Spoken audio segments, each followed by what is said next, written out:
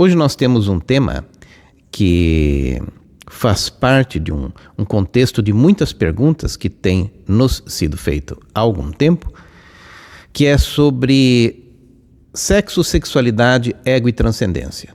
Na verdade, nós estamos falando sobre a diferença entre contrato e consciência.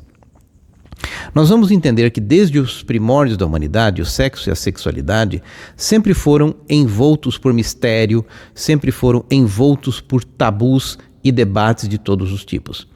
Especialmente nas estruturas religiosas antigas, frequentemente nós vamos ver o sexo e a sexualidade como algo a ser controlado, restringido ou até condicionado por regras e leis. Porém, dentro das tradições esotéricas e espirituais mais profundas, o sexo e a experiência da sexualidade sempre ocupou um lugar sagrado. Ele sempre foi um símbolo de encontro entre forças cósmicas. Na verdade, a sexualidade sempre foi vista como uma metáfora da união do homem com o divino. Então, dentro deste contexto, ele sempre foi visto como uma prática que tinha o poder e a potência de impulsionar a evolução espiritual do ser. Porém, nos tempos modernos, essas visões acabaram se entrelaçando, se confundindo e muitas vezes acabaram, por fim, estando em um palco de distorção. E o resultado disso tudo foi a criação de um emaranhado de crenças, um emaranhado de medos, um emaranhado de ilusões que, no fundo, dificultam a compreensão da verdadeira natureza espiritual da sexualidade. E é por isso que torna-se tão necessário nós lançarmos uma nova luz sobre este tema, sobre esse capítulo da vida. Na verdade, nós podemos, através disso, lançar, no fundo, um resgate para o caráter transformador e principalmente libertador da sexualidade. Porque, na verdade, é o seguinte, a sexualidade sempre foi percebida pela humanidade como uma força paradoxal. De um lado ela era vital, do outro lado ela era perigosa, de um lado ela era sagrada, por outro lado muitos consideravam-na profana, alguns diziam que era uma força criadora, outros diziam que era uma força destrutiva. Tanto que em muitas tradições antigas ela era celebrada em ritos de fertilidade, ritual de Beltane, por exemplo, em alguns aspectos hierogâmicos e em algumas movimentações mais místicas. Ela era compreendida como a força que conecta o ser humano ao mundo divino, ao mundo espiritual. Porém, quando as estruturas religiosas começaram a ganhar poder e se tornar como sistemas estruturados, principalmente dentro da educação judaico-cristã, essa força da pulsão sexual, ela foi submetida ao controle social / controle religioso. Então, o prazer humano, a existência do prazer, começou a ser visto com uma certa desconfiança, tolerado apenas no interior, por exemplo, de contratos de casamento ou dentro de certos vínculos afetivos estabelecidos com rótulos específicos. E o que acabou acontecendo é que essa herança cultural acabou por moldar a percepção de que o sexo em si mesmo não é legítimo, não é divino, não é lícito. Ele vai precisar de justificativas externas, ele precisa ser abençoado por sentimentos ou contratos para que a sua experiência possa ocorrer desta maneira, então. Logo, aqui a gente tem uma questão muito nevrálgica nisso tudo, que é que a experiência erótica, até mesmo de Eros, ela acabou ficando reduzida. A experiência erótica tornou-se suspeita, carregada de dúvidas, carregada de culpa e condicionada nas regras do ego, que muito pouco tem a ver com a sua essência e princípio e original como fonte da criação de toda a vida e também como fonte de criação da consciência. Quando a gente fala vida, a gente está falando da consciência. Então, nessa condição estruturada, o sentimento, ele aparece, na verdade, como um álibi. O amor, esse sentido de amor mais comum, ele é convocado não por sua autenticidade, mas como um legitimador. Então, sem amor, o sexo é baixo. Com amor, o sexo torna-se, na verdade, aceitável. Então, o relacionamento, dessa forma, transforma-se em uma chancela social, na verdade, em uma autorização para que este desejo seja vivido. Mas, na verdade, o amor, quando reduzido a este papel de justificativa, ele acaba por perder a sua grandeza. Porque, na verdade, ele se converte em instrumento do contrato e, assim, no fundo, em estratégia de controle. Então, o erotismo, dentro desse princípio, deixa de ser a força de expansão para se tornar um mero adendo do relacionamento. Ao invés de plenitude da consciência, instala-se, por fim, na verdade, no fundo, a dependência. Então, o que está em jogo aqui não é o amor, mas é o ego. O ego teme a fluidez, ele teme a impermanência do desejo. Ele busca, na verdade, sempre segurança, posse, exclusividade.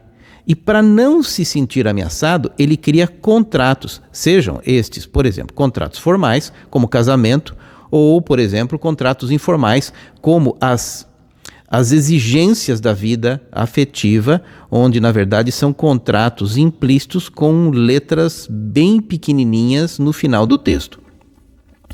Então, esses contratos, na verdade, eles são apresentados como provas de amor, eles são mecanismos de apropriação psíquica do outro.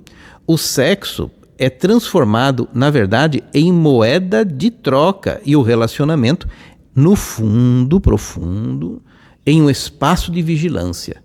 Então, o ego, ele encontra no vínculo emocional a justificativa para exercer poder sobre o outro. No fundo, consolidando a sua sombra, esse domínio, sob a aparência de cuidado. Isso é muito grave. A raiz desse processo todo, no fundo, é a mente. Pois a mente, afastada da dimensão espiritual, afastada da possibilidade de permanecer na simplicidade da presença, ela cria tramas, ela inventa códigos morais, ela desenha justificativas, ela alimenta carências. No fundo é isso. No campo da sexualidade, no fundo, essas tramas são especial e particularmente intensas. Então, o sexo, que poderia ser vivido como experiência de transcendência, torna-se recoberto de narrativas que acabam por reduzi-lo a certo e errado, a puro e impuro, lícito e ilícito. Então, a mente, na ausência do contato direto com o divino, acaba por boicotar o erotismo, impondo-lhe o quê? Uma aura ou de culpa, ou acaba por exigir legitimações completamente artificiais e desnecessárias. Então, quando a gente fala de liberar a sexualidade da mente controladora, o pensamento leigo rapidamente associa essa liberdade a uma possível promiscuidade. Supõe-se de uma forma muito errônea, que sem o freio do contrato, que sem o freio de certas leis específicas, os indivíduos se entregariam a possíveis excessos, a multiplicidade indiscriminada de parceiros, a dissolução de limites. Mas, na verdade, essa suposição, essa hipótese, é apenas o reflexo de uma mente condicionada. Porque, na realidade, a experiência espiritual da sexualidade conduz ao movimento oposto, é exatamente o contrário.